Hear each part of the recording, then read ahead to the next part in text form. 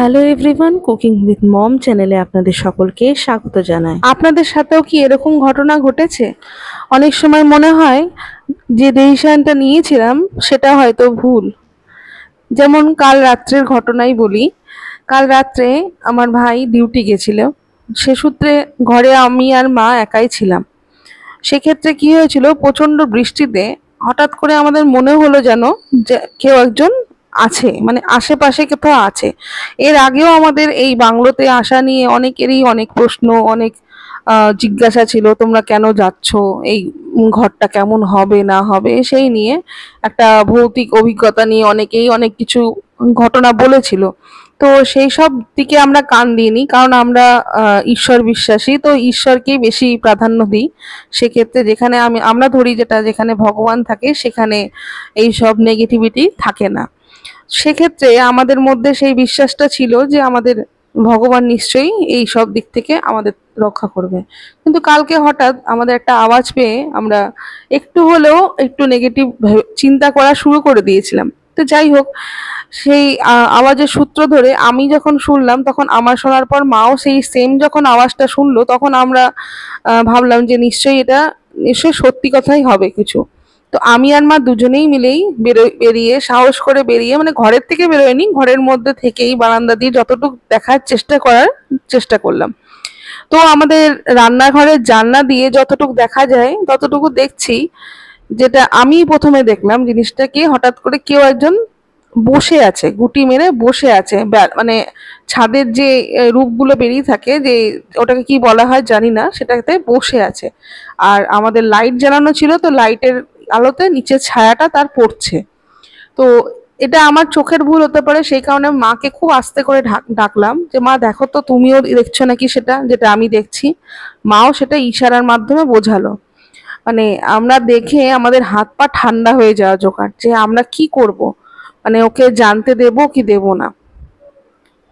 বুকে অনেক সাহস নিয়ে টর্চ মারিনি, কারণ টর্চ মারলে হয়তো পালিয়ে যেতে পারে, তারে ধরাও যাবে না, হয়তো চোরের যদি কোনো খারাপ উদ্দেশ্য থাকে সে হয়তো অ্যাটাকও করতে পারে, সেই কথাই। মানে আমরা ভৌতিক জিনিসটা ভাবিনি, আমরা ভেবেছিলাম চোরই এসছে কোনো। যাই হোক, এর মধ্যে আমার ভাই রিটার্ন চলে এসছে ডিউটি ধরে। তখন বাজে হচ্ছে 12:30। সেই সময়টা আমরা বাইরে বেরিয়ে মোটামুটি যখন একটু সাহস পেলাম ভাই চলে আসার পর, ভাই বাইরে নিয়ে বল্লম নিয়ে, মানে হাতে একটা বল্লম আছে আমাদের পুরনো, সেই বল্লম নিয়ে আমরা বাইরে বেরিয়ে দাঁড়ালাম। ভাইকে একাও ছাড়তে ভয় লাগছে। তো এদিক ওদিক খোঁজাখুঁজি করে, ছাদের দিকে খোঁজাখুঁজি করেও কিছু দেখতে যখন পেলাম না, তখন আবার ওই সেম জায়গায় আমরা আসলাম যেখানটাতে আমাদের কনফিউশনটা স্টার্ট হয়েছিল। তো আমরা গিয়ে দেখলাম যে কোনো রকম কোনো তার নড়চড় নেই, চুপচাপ এরকম একটা ওই সেম ছায়া একটা ওই দেখতে পাওয়া যাচ্ছে, মানে না নড়াচড়া না কিছু। আমি ছায়াটার ভিডিওটা নিতে পারিনি, কারণ দেখে মনে হচ্ছে কেউ একজন ব্যাগ নিয়ে, পিঠে ব্যাগ নিয়ে বসে আছে, মানে জাস্ট এই ঝাঁপ দেবে। সেই অবাক করা একটা অভিজ্ঞতা একটা হলো, কিন্তু পরে জানতে পারলাম সেটা ছায়াই ছিল, মানে অন্য কিছু, কোনো গাছপাতা বা কোনো একটা জিনিস হয়তো রাখা আছে সেটারই ছায়া। তো এই একটা ব্যাপার হয়েছিল। তো কিন্তু তখন মনে হয়েছিল যে কেন যে আসলাম এই কোয়ার্টারে, সবাই বলছিল যে এরকম একটা ব্যাপার। কিন্তু সত্যি বলবো, এতদিন হয়নি, মানে এর মধ্যে আর কোনোদিনও এরকম কোনো ঘটনা ঘটেনি। একটা হয় না মনের মধ্যে একটা বিশ্বাস থেকে যায় যে এতজন লোক বলছে, তার মানে হয়তো সত্যিই হতে পারে। সেক্ষেত্রে আমরা সেটাকেই হয়তো সত্যি ভাবতে শুরু করে দিয়েছিলাম। কিন্তু এর আগে যে কোয়ার্টারে ছিলেন তারা কিন্তু কোনো রকম এরকম অভিজ্ঞতার কথা কখনোই বলেননি। তারা খুব ভালোভাবেই ছিলেন, তারা সুস্থভাবেই ছিলেন। তো যাই হোক, আজকে আমাদের ছাদ বাগান থেকে এই বৃষ্টির মধ্যেই বরবটি তুলে আনা হলো। তো এই বরবটি দিয়েই তৈরি হবে নিরামিষ পোস্ত।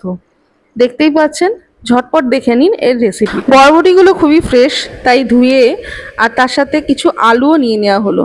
দুঃখের বিষয় বরবটির পরিমাণ খুবই কম, তাই আলুটাকে নিতেই হলো।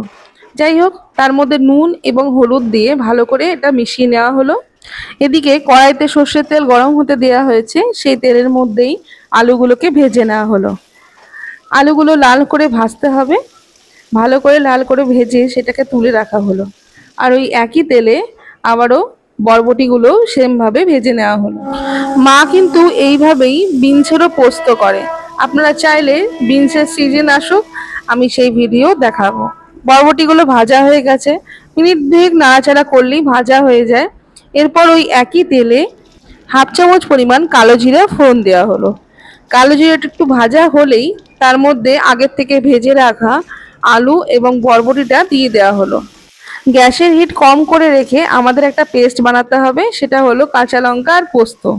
আপনারা চাইলে এই একসাথেই শুকনো লঙ্কা বাটাটাও দিতে পারেন। আমাদের অলরেডি বাটা ছিল দেখে আমরা এটাতে অ্যাড করিনি, পরে আমরা শুকনো লঙ্কার বাটাটা দিয়ে দিয়েছি। এরপর পোস্তটাকে বেটে নেওয়া হলো ভালো করে, পোস্তটা বরবটি এবং আলুর মধ্যে দিয়ে দেওয়া হলো। এরপরে হালকা হাতে নাড়াচাড়া করে এর মধ্যে হাফ চামচ পরিমাণ হলুদ গুঁড়ো দেওয়া হলো। যদিও আলু এবং বরবটি আগের থেকেই ভাজা, তবে সেদ্ধ হয়নি, তার জন্য সামান্য পরিমাণ মানে হাফ কাপ পরিমাণ জল এতে অ্যাড করে দিয়ে ঢেকে খানিকক্ষণ রান্না হতে দিতে হবে। ঢাকা আলগা করে একটু খানিকক্ষণ নাড়াচাড়া করে হাফ চামচ পরিমাণ চিনি এতে অ্যাড করে দেওয়া হলো। এরপর আবারও নাড়াচাড়া করে নামিয়ে ফেলুন এই বরবটি আলুর তরকারি। রান্নাটা কেমন হলো জানাবেন কিন্তু। গতকাল রাত্রের ঘটনা আমাদের যেন একটা চোখ খুলে দেওয়ার মতন কাজ করলো। আমাদের ছোটবেলা মনে পড়িয়ে দিল কোনো কিছু না দেখে বিশ্বাস করা উচিত নয়। সত্যি কোনো কিছু না দেখে বিশ্বাস করাটা ঠিক নয়। আজকের ভিডিও তবে এইটুকুই। ভালো থাকবেন, সুস্থ থাকবেন, ভালো খাবেন। আর ভিডিওটা দেখার জন্য অসংখ্য ধন্যবাদ। ফিরে আসবো নতুন রান্না নিয়ে।